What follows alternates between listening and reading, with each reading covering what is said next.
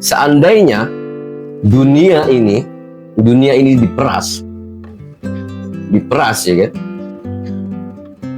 diperas kemudian keluar saripatinya. Saripati itu adalah cinta. Adanya dunia ini karena adanya cinta Tuhan kepada makhluknya. Nah, dan ini agak dalam ya, nggak apa-apa ya, nangkep ya. Oke. Kalau kita menulis antara hayun itu artinya itu hidup, hayun hidup. Nah, hub artinya cinta. Dengan kata lain, antara hidup dan cinta sama. Nah, adanya kehidupan yang terhambat di dunia ini karena adanya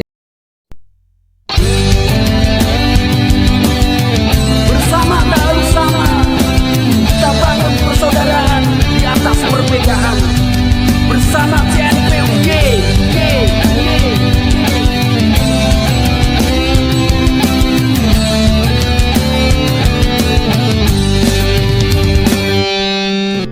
Assalamualaikum warahmatullahi wabarakatuh. Ketemu lagi bareng Dospok, bareng Chef Blangkon. Ngopi asik kali ini kita ditemani oleh salah satu rekan kita dari dunia Gensi, Jerry Lee. Kita pernah ketemu di sesi pertama ya Pak Jerry. Betul. Sebelumnya saya akan menyampaikan manusia tidak akan pernah lepas dari 3 komponen. Yang pertama itu tentang hidup, how about the life. Kedua tingkah laku, dan yang ketiga adalah cinta. Nah, ada satu hadis Rasulullah Shallallahu Alaihi Wasallam, Aish ma syi'ta fa innaka mayyitun wa'mal ma syi'ta fa innaka majzibihi wahbib ma syi'ta fa innaka mufarakah. Hiduplah sesukamu, tapi ingatlah bahwa kelak kalian akan jadi mayit atau mati. Wa'mal ma syi'ta, berbuatlah sesukamu, tapi ingatlah bahwa setiap perbuatan pasti akan ada balasannya. Dan yang ketiga, cintailah kekasihmu sesukamu, tapi ingatlah bahwa percintaan ataupun apapun akan ada masa perpisahan. Dari 3 komponen ini, dari hadis ini mengajarkan kepada kita bahwa hiduplah sewajarnya saja. Seperti itu. Nah, kali ini saya ditemani oleh Jerry untuk mengupas nih, Pak Jerry. Kita akan sedikit berbicara tentang life ya, kehidupannya. Kita sosokan jadi bijak gimana? Untuk hari ini aja gimana? Oke ya? Saya mengikut. Kita bijak, ayo kita bijak. Nah, mudah-mudahan dari tayangan ini, dari obrolan kita, menjadi inspirasi teman-teman kita di luar bahwa Amin. Apa yang kita lakukan ada Tuhan yang mengawasi kita. Yang mengawasi kita, dan setiap perbuatan ada konsekuensinya. Seperti itu Pak Jerry. Gimana? Betul. Berbicara tentang hidup nih Pak Jerry, kan usianya udah masuknya kategori Gensi nih ya. Iya, Gensi. Beberapa artikel, beberapa media banyak mengupas tentang ketidakpuasan suatu perusahaan terhadap generasi Z yang ini. sekarang ini. Iya. Sebenarnya itu permasalahan utamanya itu apa Pak Jerry? Barangkali Lai Jerry ini punya pandangan. Sebetulnya gini sih. Untuk saat ini kan bisa dibilang anak-anak zaman sekarang itu bebas lah gitu. Oke. Dalam segi sosial dan juga dalam segi hubungan, pekerjaan, semuanya gitu. Sebetulnya itu suatu perkara yang bisa kita selesaikan dengan biasa aja. Contohnya kayak bagaimana cara kita menghadapi sesuatu. Contohnya kayak di dalam dunia pekerjaan dulu. Di dalam dunia pekerjaan itu termasuk anak-anak zaman sekarang itu kan banyak hal-hal yang membuat suatu perusahaan itu kok bisa sih gitu. apa ini ada sangkut pautnya dia dengan gen yang saat ini gitu. Dan itu kan bagaimana harusnya kita menghadapi sesuatu tadi itu dengan cara yang profesional gitu. Contoh untuk kendala saat ini banyak anak-anak muda itu yang tidak tepat waktu, tidak bagus dalam mengatur waktunya, kurang disiplin, dan bagaimana cara mereka bersosial. Contoh kan terlebih kan zaman sekarang itu kan kayak saya nggak bilang attitude orang zaman sekarang itu down ya, tapi emang faktanya ketika kita berada di lapangan atau di suatu tempat itu emang kebanyakan tuh orang tuh udah kurang gitu, entah itu karena pergaulan mereka atau bagaimana, dan itu adalah salah satu PR buat mereka untuk menanggulangi hal tersebut, untuk mengurangi ini ya, dampak itu. Apa mungkin inilah karena pengaruh teknologi yang sangat deras sekali istilahnya, ya itu juga benar-benar cepat ya, mengaruh sekali sih, karena dalam begini, di zaman saat ini kan dunia digital ya, jadi apa-apa aja itu sangat bisa cepat gitu, terlebih media sosial, terlebih apalagi TikTok tuh, kayaknya di zaman sekarang tuh entah itu muda ataupun tua kayaknya semua orang punya pasti sarana masuk satu ini ya, jadi kecerdasan dari Gen Z is okay, fine gitu ya. Saya tidak, ini agak koreksi dikit ya kalau salah ya. Fine, mereka itu cerdas dalam hal teknologi, oke ya. Tapi dalam lingkup suatu pekerjaan mereka lemah. Dalam arti apa? Contoh, misalkan Gen Z itu masuk di dunia pabrik ya, dunia pabrik. Jadi mereka tuh pintar dalam berretorika, membahas suatu masalah, tapi dalam praktek pekerjaan untuk membuat sesuatu atau apa, atau praktek dalam perusahaan itu kurang gitu. Cuma itu hanya asumsi saya ya, opini ya. Dalam praktek pengembangan dari otak itu kurang, itu terpengaruh dari apa biasa? Begini, saya adalah orang yang mengkonsumsi yang namanya nobody perfect, tidak ada yang sempurna, dan itu saya percaya. Tapi dalam konteks begini, kita kan harus bisa ngebalance gitu. Iya. Betul kata Mas Adi, kayak anak zaman sekarang tuh pada faktanya cerdas gitu, gampang untuk segala sesuatu, retorika ini bla bla bla. Tapi kan kita harus bisa ngebalance nih. Contoh kita kayak bisa dibilang nih, orang yang zaman sekarang dengan orang-orang zaman yang dulu lebih gampang itu untuk belajarnya anak-anak zaman sekarang gitu. Apalagi ada yang namanya ChatGPT atau ini segala macam. Fasilitasnya itu benar-benar memadai. Kalau dulu tuh kan kita harus benar-benar ke sekolah dulu, baru dapat pembelajaran dari guru, belum lagi siswanya sedikit, belum lagi entah itu gurunya moodnya lagi bagus atau tidak gitu kan. Tapi yang seperti kita bilang tadi, kenapa sih kok bisa anak-anak zaman sekarang itu nggak balance gitu kecerdasannya serta prakteknya gitu, langsung terjunnya gitu. Nah itu benar-benar jadi PR penting banget, karena begini, kalau sekedar pintar aja itu nggak cukup ya, nggak cukup. Kreativitas itu harus benar-benar ada. Belum lagi zaman sekarang tuh, anak-anak zaman sekarang tuh inisiatifnya yang kurang, seperti yang kita bilang tadi, dalam memanage waktunya, dan itu sosialnya juga bisa dibilang kurang kan. Zaman sekarang tuh apalagi kayak dunia kerja tadi ya, sekarang tuh banyak orang tuh berasumsi bekerja, datang, bekerja, ambil gaji, pulang. Mereka nggak punya planning, benar.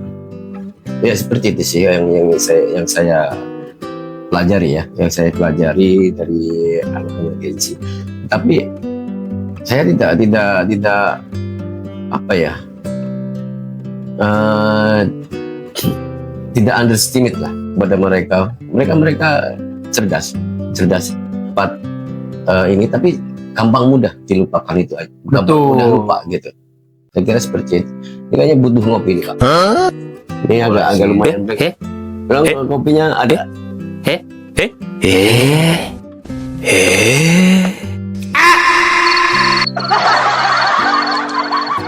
Kalau dari teori kehidupan, hidup lah ya.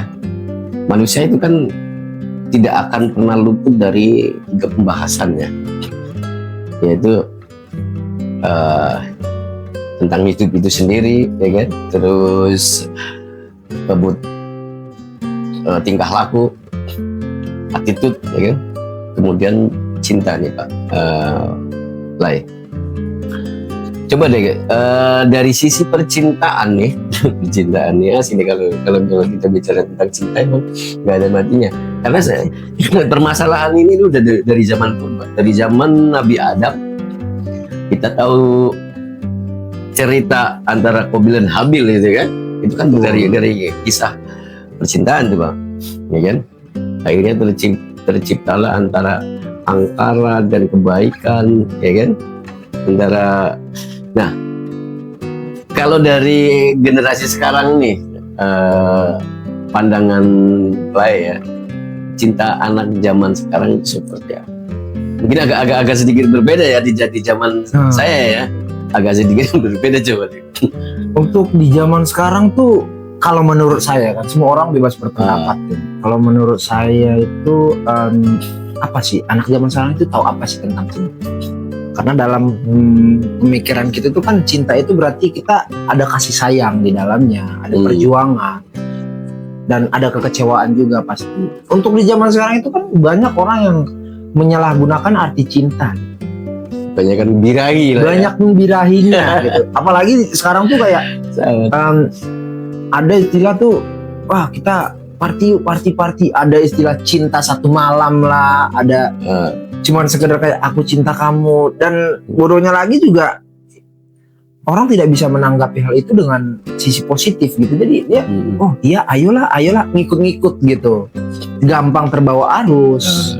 Lifestyle-nya itu belum lagi lifestyle-nya yang benar-benar gengsinya itu benar-benar di atas dari rata-rata gitu. Kalau orang zaman dulu kan cinta itu benar-benar bermakna buat orang zaman dulu. Contohnya kayak kalau di daerah saya itu ada istilah tandang itu kayak dalam hubungan tuh pasti ada yang berusaha, terutama si cowok ya, kayak tiap di malam ini atau tiap di tanggal ini dia pasti datang ke kampung si cewek, benar-benar effortnya itu tinggi dan benar-benar pokoknya arti dari cinta itu ada di zaman dulu. Kalau zaman sekarang itu kayaknya susah deh. Masih ada, bukan kemungkinan tidak ada, tapi kayaknya emang tidak semua orang di zaman sekarang, apalagi Gen Z ini nggak mengerti sedalam itu ya. Nggak sedalam itu. Yang ada itu cinta seperti jual beli.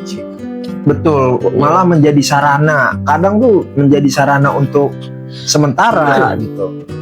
Iya, jadi kayak jual beli dalam artian gini.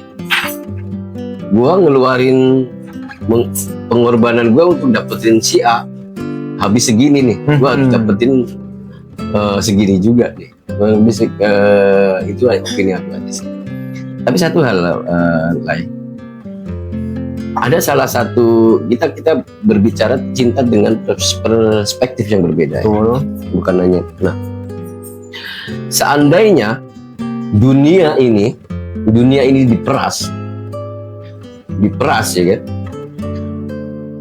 Diperas kemudian keluar saripatinya. Saripati itu adalah cinta. Adanya dunia ini karena adanya cinta Tuhan kepada makhluknya. Nah, setinggi itulah arti cinta yang sebenarnya. Nah, sementara masuk di zaman kita, cinta sudah mulai berbelok. Betul. Sudah mulai istilahnya cinta hanya sekadar antara wanita dan laki-laki yang istilahnya ketertarikan fisik antara satu dengan yang lainnya.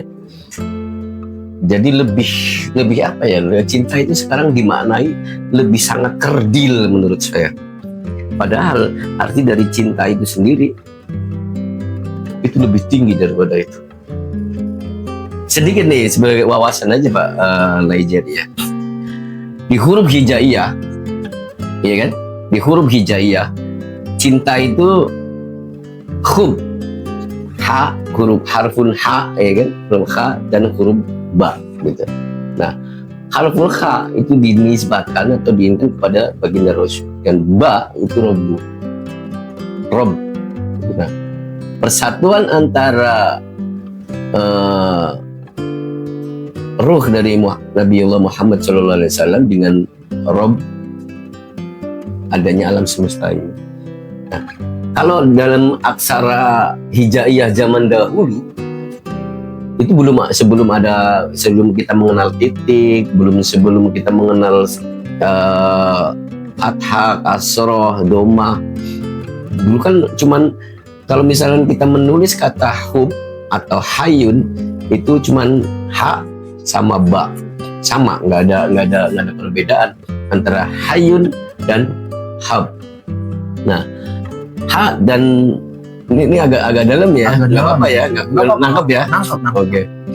Kalau kita menulis antara hayun itu artinya itu hidup, Hayun hidup. Nah, hub artinya cinta. Dengan kata lain, antara hidup dan cinta sama. Nah, adanya kehidupan yang terhampat di dunia ini karena adanya cinta. Itu yang filosofi huruf hijaiyah yang ingin disampaikan dari dua huruf itu, Pak Laijeri. Ini agak lumayan dalam. Kita harus mengulik juga sebagai orang cerdas itu, pengetahuan kita harus benar-benar. Sedangkan huruf hijaiyah itu huruf yang sangat luas sekali. Terbentuknya itu mempunyai makna filosofi yang Dalam banget. dan itu apa ya, kalimat Tuhan kali ya. Salah itu- satu huruf yang untuk mengejawantahkan dari kalimat Tuhan itu. Ya, Mungkin itu juga cara Tuhan untuk menyampaikan cintanya untuk kita umat manusia. kesalahan generasi kita itu mengkerdilkan atau memaknai kata cinta itu menjadi sesuatu yang bermakna sangat sulit sekali. Itu sesuatu yang disayangkan Untuk saat ini. untuk saat ini. Untuk kehidupan anak-anak Gen Z sekarang, menurut lain gimana? Seperti yang saya bilang tadi, betul kata Chef. Makna cinta untuk saat ini tuh benar-benar kecil banget. Kita tuh tidak melihat apa sih itu cinta dan bagaimana itu cinta, bagaimana terjadinya cinta gitu. Mungkin kalau dengan penyampaian tadi itu anak-anak sekarang tuh bahkan semua orang bisa mendengar gitu untuk penyampaian yang tadi, mungkin orang akan terbuka dan terketuk hatinya untuk Nggak mengenal cinta lebih dalam gitu. Kita tuh banyak banget PR yang harus kita dalamin lagi agar kita tahu gitu. Karena ilmu itu adalah benar-benar sesignifikan itu untuk kita menjalani kehidupan kita sehari-hari. Karena dengan tanpa pengalaman, apalah kita? Kalau cinta cuma dimaknai antara ketertarikan laki-laki zaman perempuan atau sebaliknya, itu sangat sayang sekali. Kenapa? Coba kita pikirkan. Nah, orang tua kita menikah nih. Orang tua kita menikah. Kemudian ya berhubungan mempunyai anak ya. Mempunyai anak kita rawat dari kecil dengan biaya, dengan tenaga, dengan air mata, dengan segala macam. Setelah besar dibawa sama orang, ya kan? Atau misalkan kalau kita punya anak laki-laki kita justru bukan orang tua, justru dia yang dibiayai atau istilahnya apa ya? Kalau misalkan orang memberi, kita juga menerima, enggak, tapi dia malah menafkahi orang lain.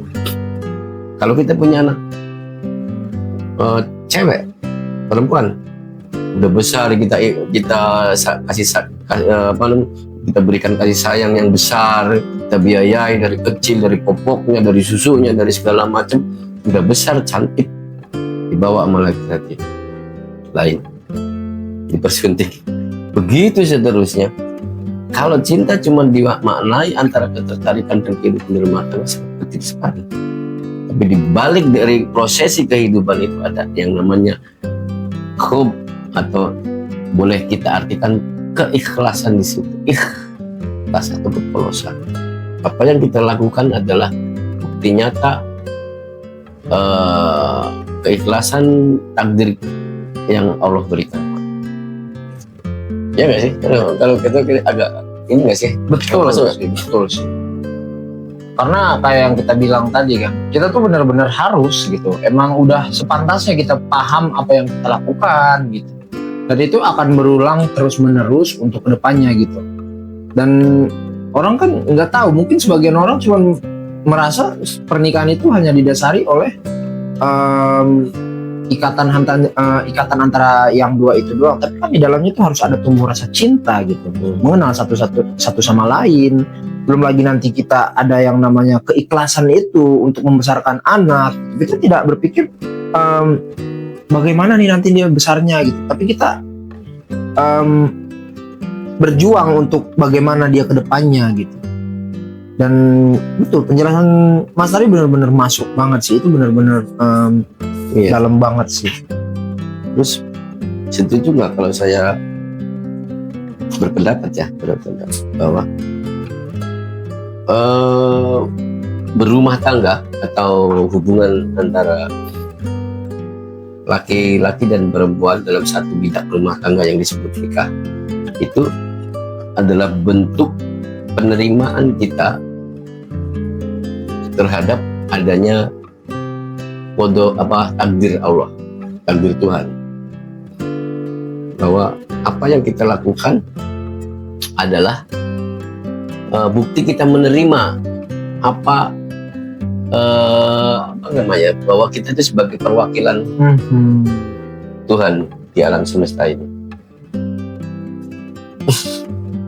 Berat. Agak susah saya membahasakannya, tapi intinya bahwa satu lagi kembali lagi ke titik awal pertama, bahwa Allah Subhanahu wa Ta'ala itu menciptakan manusia, menurunkan manusia, menciptakan manusia di bumi ini adalah sebagai khalifatul fil ardh, sebagai khalifah di muka bumi ini, dengan harapan yang namanya khalifah itu adalah zillullah, perwakilan Allah, perwujudan Allah di muka bumi ini.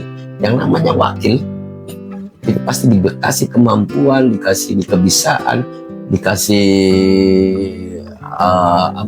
wewenang nggak jauh dari sifat Allah.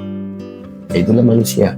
Nah, kemudian perjalanan kita dalam berumah tangga, kita mempunyai anak, kita punya hope, kita punya cinta, terus kita punya anak, kita besarkan anak, kemudian diikhlaskan untuk dikasihkan kepada manusia yang lain atau jodoh dengan jodohnya. Penerimaan itu adalah bentuk bahwa kita itu benar-benar mewakili dan menerima apa yang menjadi maksud dari Tuhan itu. Setuju nggak kalau saya setuju. Mudah-mudahan sih kita selamat dari kita termasuk dari golongan-golongan yang menerima amanat itu. Sebenarnya jadi lanjut ya. Jadi ini apa mudah-mudahan jadi inspirasi buat lain dari kedepannya, bahwa hidup itu bukan semata sesuka hati kita berbuat, tapi apa yang kita perbuatan harus dikorelasikan atau bahasanya agak susah ini. Oke, kurang lebih seperti itulah, Jan. Coba deh, jadi ngomong ke pemirsa di rumah dari kesimpulan kita. Yap, intinya itu kita harus benar-benar lagi mendalam peran kita di sini ya. Kita harus tahu apa itu makna cinta dan bagaimana itu pertanggungjawaban kita. Kan kita juga dibekali pengalaman ya. Kita tuh belajar untuk kedepannya, bukan untuk mundur ke belakang gitu. Dan seperti yang kita bilang tadi, cinta itu bukan alat sebagai transaksi sementara. Cinta itu di dalamnya itu luas, banyak yang harus kita dalamin lagi gitu, terutama untuk orang-orang yang seperti saya yang gadget ini gitu. Tidak semata kayak mereka merasa cinta itu ya cinta gitu, tapi faktanya mereka tidak tahu apa itu cinta gitu. Dengan segampangnya yang kayak gampang menjalin suatu hubungan gitu, itu kan semua nanti kedepannya akan dipertanyakan gitu, ini hubungan bagaimana gitu. Dan balik lagi ke pekerjaan juga iya gitu, kita bekerja juga kita harus didasari cinta nih. Kita bekerja harus didasari oleh cinta gitu, karena kalau kita tidak mencintai pekerjaan kita, yang kayak dibilang tadi, bekerja, berangkat, bekerja, ambil gaji, pulang. Itu kayak semacam ada komponen yang rusak nggak sih di dalam suatu robot gitu. Ya ibaratnya itu CPU-nya lagi rusak atau gimana gitu. Jadi kan semuanya itu harus benar-benar mendasar gitu, komplit. Ya, dan itu benar-benar tugas untuk saya juga dan untuk semua orang gitu. Untuk di dalam cinta itu benar-benar luas. Banyak pertanggungjawaban yang harus kita nanti tunjukkan. Oke lah guys, teman-teman pelanggan di rumah, saya kira nggak perlu panjang lebar kita mau bahas itu. Nanti kita bahas yang lain lagi mungkin. Ya, untuk nextnya kita bahas yang agak ringan-ringan lah. Agak ringan-ringan. Karena memang itu butuh kamus yang agak lumayan besar juga. Tapi harusnya di jam segini kita emang bahas yang berat kayaknya ya. Ya nanti kita sambung lagi lah. Inilah agak lumayan ngeblank. Oke guys, nanti kita sambung lagi di next sesi ya. Untuk kali ini satu kesimpulannya bahwa hiduplah sesukamu, tapi ingatlah bahwa kalian kelak akan menjadi mayat atau akan mati. Kemudian berbuatlah sesukamu, tapi ingatlah bahwa setiap perbuatan kalian pasti akan ada balasannya. Yang baik akan dibalas baik, yang buruk juga pasti akan kembali kepada kita keburukannya. Kemudian wahbib masyi'ta fa innaka faraq, cintailah kekasihmu sewajarnya saja, karena segenap percintaan itu pasti akan berpisah. Betul. Seperti itu. Thank you waktunya. Jangan lupa like, comment, and share. Kita bahas sesuatu yang bermanfaat untuk kehidupan ini. Thank you, Syekh Blackman.